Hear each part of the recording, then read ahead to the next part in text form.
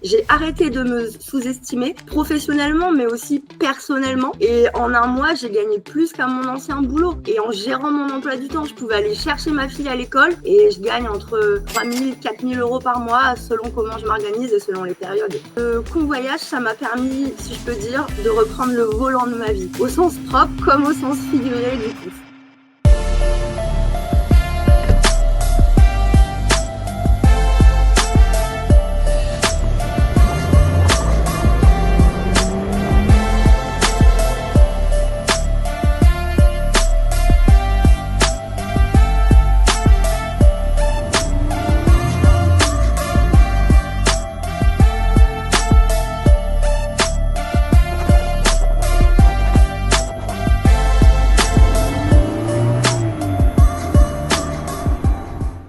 Salut Marion, merci d'avoir accepté de partager ton parcours aujourd'hui. Alors, en échangeant, en préparant un petit peu cette vidéo, j'ai senti que tu te sens de manière énergétique, positive. Je t'ai senti vraiment épanoui. Je me trompe? Salut Kevin, non tu ne te trompes pas du tout. Je suis vraiment très épanouie, je dirais alignée avec moi-même et ça fait plutôt longtemps que c'est ce que j'attendais. Raconte-nous un peu ton avant. Qu'est-ce que tu faisais avant le convoyage? C'était quoi ton quotidien? Vas-y, dis-nous tout. Alors avant, j'étais dans la logistique. Je travaillais dans un entrepôt, donc forcément, j'avais des horaires horribles, à rallonge, souvent de nuit, et c'était pas facile de, du coup, joindre les deux bouts entre la vie perso, le boulot, et pour avoir du temps pour m'occuper de ma fille. J'avais Ouais, le sentiment d'être toujours en train de courir. ouais, ça devait être compliqué. Tu ressentais une forme d'usure, de ras-le-bol. Enfin voilà, qu'est-ce que tu Mais sentais? totalement. J'étais épuisée. Le soir, je me couchais, j'en avais ras-le-bol et je ressentais aucune satisfaction, aucune fierté en plus de ce que j'avais fait dans ma journée.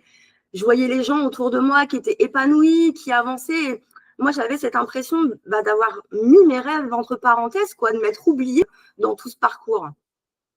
Et là, entre en scène le convoyage. Comment tu l'as découvert?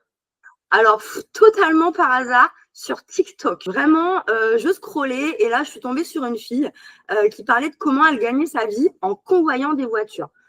Et mon premier réflexe a été de me dire, mais déjà, est-ce que c'est pas un métier plus masculin, réservé aux hommes? Et du coup, ça a piqué ma curiosité et j'ai creusé et j'ai vu que c'était un vrai métier accessible. Moi qui adore conduire et bouger, je me suis dit, mais c'est l'idéal. Tu as touché un point particulier par rapport à, on va dire, le sexe le plus représenté, mais on reviendra après là-dessus. Pour une fois que les réseaux sociaux servent à quelque chose. Mais bon, tu t'es formé tout de suite, tu as attendu. Comment tu as navigué la chose?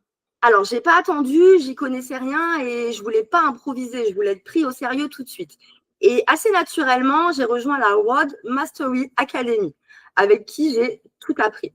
Déjà, comment trouver des missions, comment les négocier, mais surtout, gérer tout l'administratif, gérer mes papiers et à penser comme une vraie chef d'entreprise. Et ça, c'était important.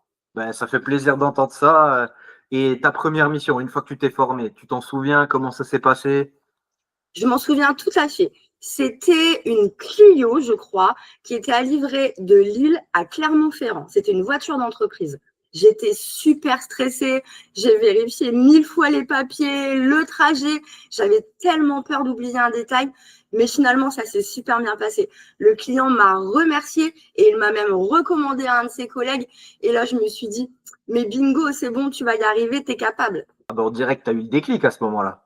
Un vrai déclic. J'ai arrêté de me sous-estimer professionnellement, mais aussi personnellement.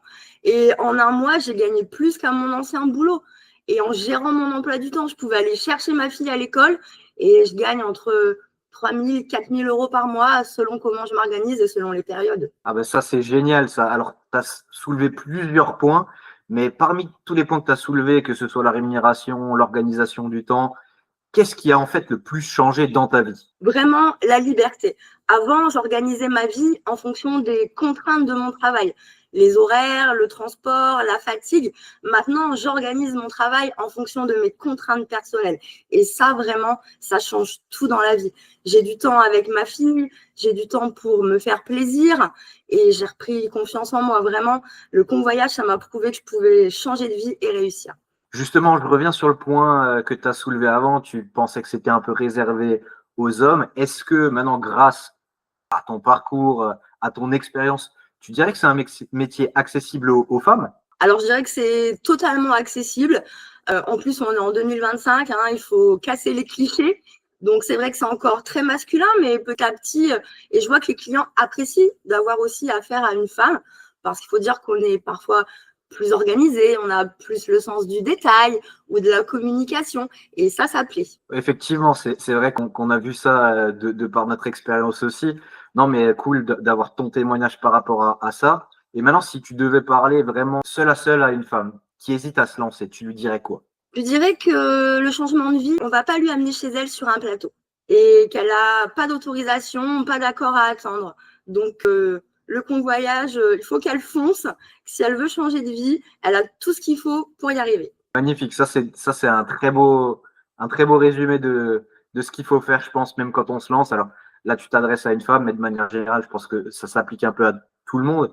Et maintenant, on va dire pour un peu terminer tout ça, pour résumer la chose, comment tu décrirais ton parcours? Pour résumer mon parcours, je dirais qu'en fait, le convoyage, ça m'a permis, si je peux dire, de reprendre le volant de ma vie, au sens propre comme au sens figuré du coup. Une vraie conductrice de ta destinée quelque part. Exactement ça, j'ai passé le permis de la vie. Magnifique, ça fait ultra plaisir. Marion, merci encore d'avoir pris de ton temps et partagé tous ces ressentis, toute cette expérience. Il y a toujours un plaisir de t'avoir en ligne et je te dis à la prochaine. À la prochaine, Kevin, salut! Salut!